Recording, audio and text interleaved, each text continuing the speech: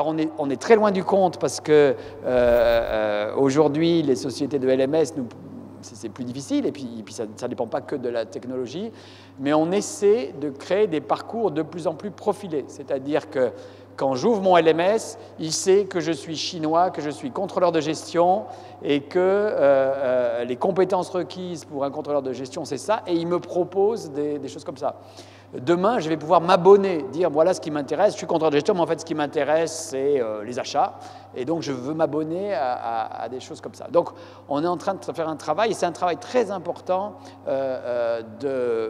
pour profiler les offres.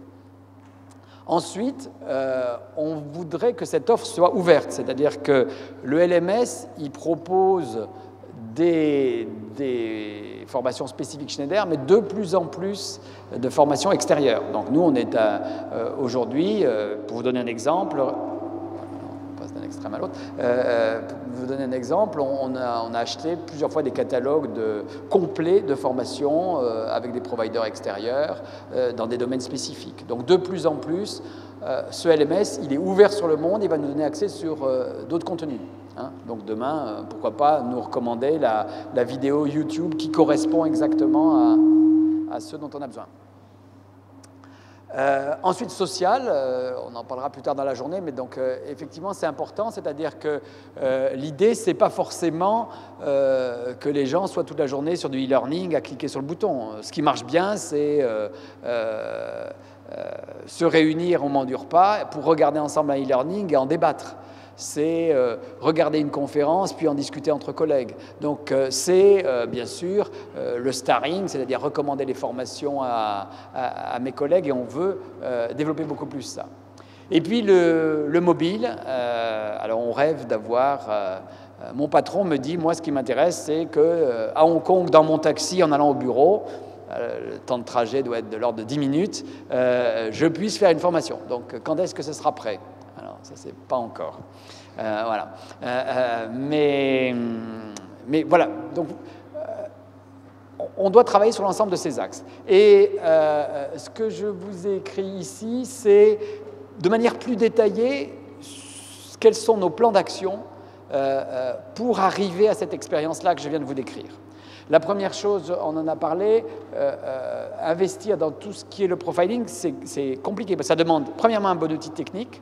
Ça demande, deuxièmement, de travailler sur vos métadatas, c'est-à-dire, je crée une formation négociation, par exemple. Elle va apparaître quand dans le moteur de recherche, on va taper négociation, quand on va taper vendeur, quand on va taper acheteur, quand on va taper... Est-ce que quand on va taper RH, la formation à la négociation, elle va venir ou pas ? Donc, c'est quelque chose de très compliqué. Et nous, on n'est pas Google, on n'est pas des grands spécialistes. Donc, c'est vraiment un travail très, très ambitieux. Le profiling, qui soit pertinent pour l'employé, c'est un très gros travail. Et j'ai déjà touché au catalogue. Un catalogue ouvert, ça demande plein de plateformes extérieures, c'est-à-dire que de connaître les plateformes et de les connecter techniquement. Comme ça a été dit, chaque fois qu'on connecte une plateforme extérieure, c'est un projet technique de nos services informatiques, donc c'est un enjeu important. On le lie avec aussi les plans de développement individuel, c'est-à-dire qu'on a, comme la plupart des grosses entreprises, un système d'évaluation des performances. Il faut que dans ce système d'évaluation des performances, quand j'évalue mon collaborateur, hop, si possible, j'ai un pop-up avec les bonnes formations que je pourrais lui recommander en lien avec la compétence qu'il doit développer. Des analytics pour managers qui sachent qui a fait quoi dans son service, qui s'est formé à quoi. Par exemple, moi, quand j'ai présenté ça à notre patron de la finance dans le monde, sa conclusion, ça a été de dire « Mon ambition, c'est que les gens de la fonction finance passent au moins la moitié de leur temps à se former sur des sujets de finance. » Parce qu'avant, ils se formaient surtout au sujet de supply chain et de manufacturing. Pourquoi ? Parce que c'était des formations plus accessibles pour eux. C'était celles qu'ils trouvaient les plus facilement. Le mobile, on en a parlé, ça on n'y est pas encore. S'il y a des bonnes idées dans la salle, ça m'intéresse. Un sujet très technique et très compliqué. Le social, bien sûr, et puis travailler sur la com. Donc ça, c'est nos axes de travail pour développer la formation digitale. Voilà, j'arrive à la fin. En conclusion, les convictions que je voulais partager avec vous, c'est que le digital transforme tous les champs de la formation. Premièrement, ce n'est pas que l'objet de formation, c'est la manière dont on y accède, c'est le contenu avec toute la diversité de ce qu'on va y trouver, et c'est la manière dont on va le déployer et la manière dont les gens vont y avoir accès. La deuxième chose, c'est que je ne pense pas que ce soit moins cher. Ça pourrait même être plus cher, bien souvent, le digital. On ne dépense pas aux mêmes choses. Alors déjà, on dépense beaucoup d'argent à notre LMS, on dépense beaucoup d'argent à nos contenus digitaux, on dépense beaucoup d'argent, nous, en interne, pour faire le service et le support de ces outils digitaux. Hein, voilà. Parce qu'on a un catalogue, nous, de 10 000 objets de formation sur notre LMS. Ça veut dire qu'il faut en permanence des gens qui travaillent sur ce catalogue, qui enlèvent les objets anciens. Ça veut dire que chaque fois que Schneider Electric, quelque part dans le monde, change le browser qui va être utilisé sur les ordinateurs, j'ai une partie de mes contenus de formation qui sont obsolètes, qui ne passent plus.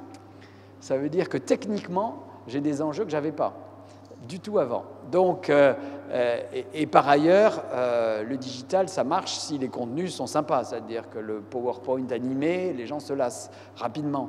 Pareil, si je fais du webinar, les gens, maintenant, ils en ont ras-le-bol du webinar. Donc, il faut former les gens à faire un webinar, c'est de la radio.